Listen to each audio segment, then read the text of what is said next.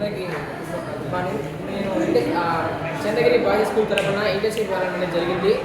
అక్కడ మేము చెల్లపల్లిలో ఉండే roots and plants Kishore Kumar Reddy గారు స్థాపించిన రూట్స్ అండ్ ప్లాంట్స్ అక్కడ దగ్గరికి ఇంటర్న్షిప్ అనేది వెళ్ళాము. అక్కడ మేము 10 రోజులు అనేది ఇంటర్న్షిప్ అనేది చేశాము.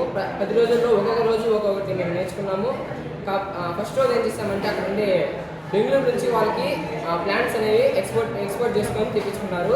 దానిలో చాలా టైప్స్ అయిన ప్లాంట్స్ని మేము అన్లోడింగ్ చేసి అక్కడ ఒక లైన్లో పెట్టాము. తర్వాత అలాగే వాళ్ళు ఇరిగేషన్ ద్వారా స్ప్రింక్లర్ ఇరిగేషన్ టైప్లో వాళ్ళు వాటర్ అనేది ప్లాంట్స్ అనేది అందించారు. ఇండోర్ ప్లాంట్స్ అంటే పోలెన్ హౌస్ వాళ్ళు నిర్మించింది పోలెన్ హౌస్. అది ప్లాస్టిక్ కవర్లో వాళ్ళు పోలెన్ హౌస్ అని నిర్మించారు. దాంట్లో ఇండోర్ ప్లాంట్స్ అనేవి గ్రో చేస్తున్నారు. మేము ప్రతి ఒక్క ప్లాంట్ని అది చూసి వాటి నేమ్స్ వాటికి వాటరింగ్ వీడ్స్ తీసి అవంతా చెక్ చేస్తాము. సెకండ్ టైం మేము వెళ్ళగానే రూనింగ్ అనేది చేస్తాము. అంటే బోన్సాయ్ ప్లాంట్స్కి మనం వాటర్ ఇచ్చేటప్పుడు వాటర్లో ఒక సాల్ట్ అనేది కొంచెం ఉంటుంది. తర్వాత మేము వాటర్ ఇచ్చిన తర్వాత ఆ వాటర్ అనేది ఎండిపోయి ఆ ఆకు మీదే సాల్ట్ అనేది ఉంటుంది. కాబట్టి ఆ ఆకులన్నింటినీ రిమూవ్ చేసి దాన్ని గ్రూమింగ్ అంటారు. అవంతా రిమూవ్ చేసి వాటిని మళ్ళీ వేరే పాట్లోకి మార్చి వాటిని గ్రో చేసాము. అలాగే థర్డ్ డే వచ్చేసి మేము పెడిగేషన్ చేసాము. అంటే వేరులు కుల్లకుండా ఆ పెడిగేషన్ ద్వారా మేము వేరు కుల్లకుండా చేసాము. అలాగే 4 days తర్వాత వాటి డెవలప్మెంట్ మేము చెక్ చేసాము. 5th day మేము ప్లాంట్స్ని పాట్లోకి పెట్టడం చేసాము. అలాగే ప్లాంట్స్ని ఇక్కడ నుంచి వేరే చోటికి ఎక్స్పోర్ట్ చేయడం, వాటికి పెడిగేషను, వాటికి కొంచెం ఎయిర్ వాటర్ ప్రతి ఒక్కటి ఎన్పీకే ప్రతి ఒక్కటి అందించాము.